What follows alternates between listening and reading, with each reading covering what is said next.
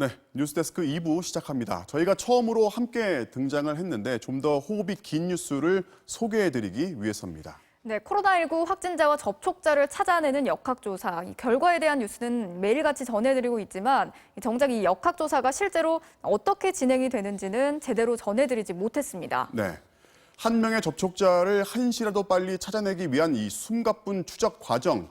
왜 우리가 세계 최고라는 평을 듣는지 지금부터 현장 취재로 보여드리겠습니다. 네, 취재 기자를 현장 연결하겠습니다. 박윤수 기자. 네, 서울 서초구청 본관에 있는 25시 센터에 나와 있습니다. 네, 지금 늦은 시간인데도 직원들이 지금까지 자리를 지키고 있네요. 네, 오늘 서초구를 경유한 102번째 코로나19 확진자가 나오면서 직원들이 동선을 추적하고 있는 겁니다. 제 뒤로 중앙에 대형 스크린이 보이실 텐데요.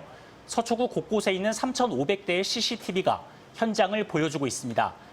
지난 5개월 동안 서초구에서 나온 확진자와 서초구를 경유한 환자들의 동선이 모두 이곳에서 확인됐습니다. 어디를 방문했는지, 누구를 접촉했는지 확인하고 추가 감염 가능성까지 따져보는 겁니다. 동선 추적은 CCTV에 찍힌 확진자의 모습을 뒤쫓아가며 진행되는데요. 그럼 어떤 방식으로 진행되는지 보시겠습니다. 서울 서초구의 술집에 코로나19 확진자가 들어옵니다. 마스크를 쓰고 오셨네, 애초에는. 그래서 벗으면서 가서 술집에 있던 손님 10여 명 모두가 마스크를 쓰지 않은 상황. 전부 마스크 안 썼고 간혹 대화를 시도하는 모습들이 보이는데 뭐 좀 신경이 쓰이긴 하죠. 이제부터 확진자와 밀접 접촉한 사람들을 특정해내는 작업이 시작됩니다. 확진자가 다녀간 술집에 손님들은 계속 들어오고 마스크하는 남자 여자 손님 입장 3명. 큰일이다 큰일. 순식간에 밀접 접촉자가 나옵니다. 주류업체 직원 마스크 내리고 확진자하고 대면. 낮 시간, 식당에 손님으로 앉아있는 확진자를 CCTV가 비추고 있습니다. 이때 확진자에게 다가온 종업원. 주문 받는 분이 마스크를 안 쓰셨습니다. 고위험 접촉자로 분류됐습니다. 노래방과 주점에 밀폐된 공간에서 줄지어 나오는 확진자와 그 일행들. 대부분이 마스크를 쓰지 않았습니다. 하나, 둘, 셋, 10명이죠. 하나, 하나, 끝난 거죠? 새벽 시간 헌팅 포차. 다닥다닥 붙어있는 테이블마다 침방울이 튀도록 웃고 떠드는 사람들. 역시 마스크는 쓰지 않았습니다. 조사관들은 이곳에서 2시간 넘게 어울렸던 남녀 3명을 찾아냈는데 모두 코로나19에 확진됐습니다. 역학조사관들이 수백 개의 매장이 모인 고속터미널역 지하상가에 들어갑니다. 고속버스 터미널 지하상가에서 귀걸이를 구매했다는 확진자 진술을 확인하기 위해서입니다. 그런데 주소로 가보니 옷가게가 있을 뿐 귀걸이 매장은 보이지 않습니다. 확진자가 방문했다는 시간대 손님들의 카드 사용 이력에도 확진자의 결제 내역은 없습니다. 가신다고 본인이 얘기를 하셨는데 와보니까 해당 장소가 아닌 거고요. 정확한 매장을 찾아야만 확진자가 접촉한 사람들도 확인할 수 있기 때문에 본격적인 귀걸이 매장 찾기가 시작됩니다. 1시간 넘게 지하상가 곳곳을 찾아다니던 중 새로운 단서를 들을 수 있었습니다. 누워서는 한승하려고 하다가 안쪽에 있는 매장에서 귀걸이를 샀단 말씀이세요? 고속터미널 지하상가가 아니라 환승역 쪽 매장이었던 겁니다.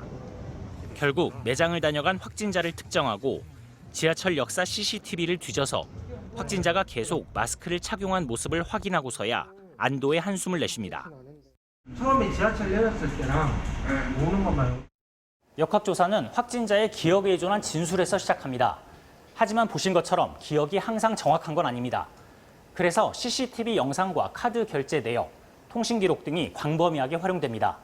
그럼 역학조사관들이 확진자와 접촉자를 추적하는 방법과 모습을 김하영 기자가 전해드리겠습니다.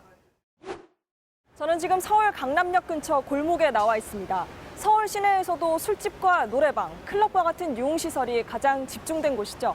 지금 제 오른쪽 위와 뒤편으로는 CCTV가 설치돼 있습니다. 안으로 좀 더 걸어 들어가 보겠습니다. 맞은편 골목으로 와봤더니 이곳 역시 CCTV가 양 옆으로 설치돼 있습니다.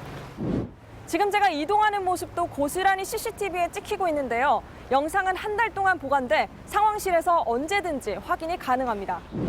확진자 추적의 기본은 바로 CCTV입니다. 실제 코로나19 확진자 여러 명이 이곳을 다녀갔고 그만큼 CCTV에도 많이 찍혔습니다. 조사관들은 동선 추적에 있어서 이 CCTV 분석의 역할이 가장 크다고 말하는데요. 실제 사례들을 보시겠습니다. 저녁 시간 골목길을 따라 걷는 2명의 여성, 모두 코로나19 확진자들입니다. 마스크를 쓰고 있습니다. 잠시 후 화장품 가게에 들어가더니 좁은 복도를 여기저기 돌아다니며 다른 사람들과 마주칩니다. 이때까지도 마스크를 잘 쓰고 있습니다. 그런데 여성 한 명이 갑자기 마스크를 벗더니 거울 쪽으로 걸어갑니다.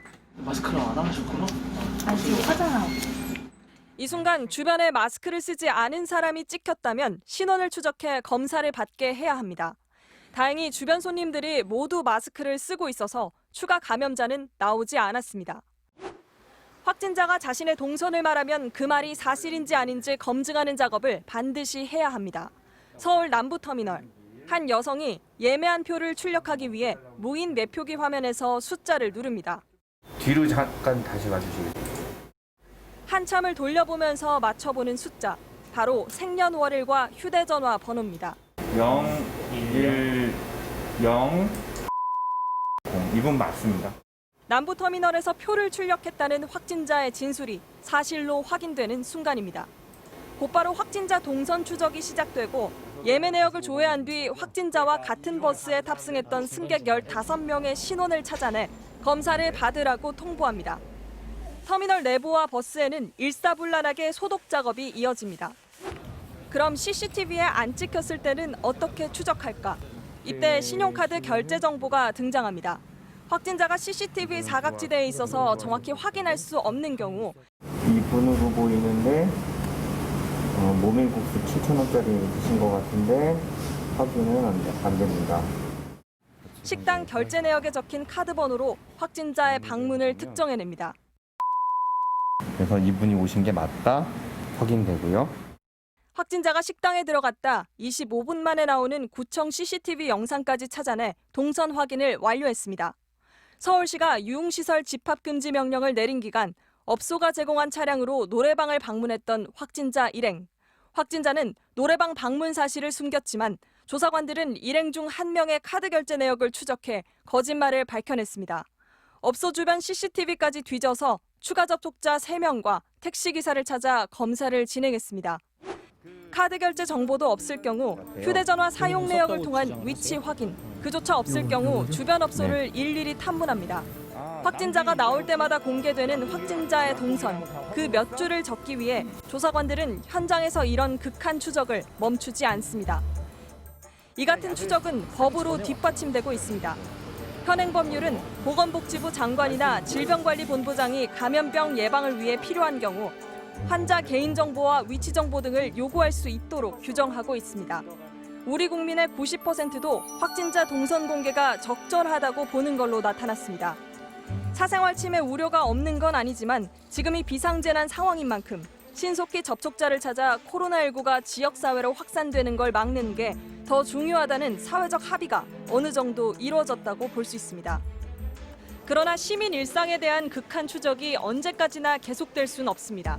서울 서초구의 경우 지난 5달 동안 그 어느 곳보다 신속하고 정확한 조사로 4천여 명의 접촉자를 찾아냈지만 역학조사관들부터가 하루빨리 코로나를 이겨내 모두의 일상이 오롯이 회복돼야 한다고 말합니다.